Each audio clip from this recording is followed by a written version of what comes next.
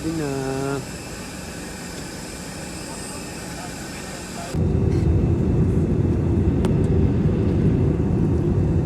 Po at nakakabit ang seatbelt hanggang ang fasten seatbelt sign ay hindi na nakailaw.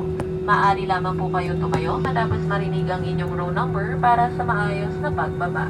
Maraming salamat. Ibang klase yung kanila. Bikalidad.